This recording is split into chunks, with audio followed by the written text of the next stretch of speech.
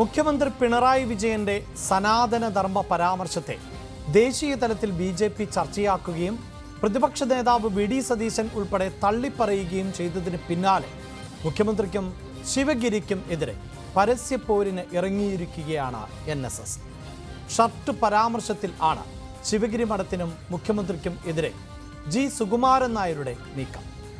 ആചാരങ്ങളിൽ കൈകടത്തരുത് എന്നും ഓരോ ക്ഷേത്രത്തിലും ഓരോ ആചാരമാണ് എന്നും അത് സർക്കാരിന് തിരുത്താനാകില്ല എന്നും സുകുമാരൻ നായർ പറയുന്നു.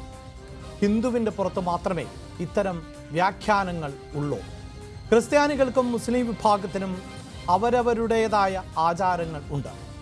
എല്ലാ ക്ഷേത്രങ്ങൾക്കും അതിൻ്റെ ആചാരങ്ങളുണ്ട്. ഓരോ ക്ഷേത്രങ്ങളുടെയും ആചാരാനുഷ്ഠാനങ്ങൾക്കനുസരിച്ച് പോകാൻ സാധിക്കണം. ഉടുപ്പിടാത്ത ക്ഷേത്രങ്ങളിൽ അങ്ങനെ തന്നെ പോകണം.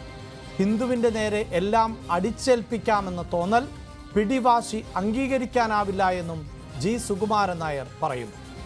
മതാചാരങ്ങളിൽ സർക്കാരിനും രാഷ്ട്രീയ നേതൃത്വങ്ങൾക്കും അഭിപ്രായം പറയാൻ പാടില്ല. മറ്റു മതാചാരങ്ങളിൽ അഭിപ്രായം പറയാറില്ല.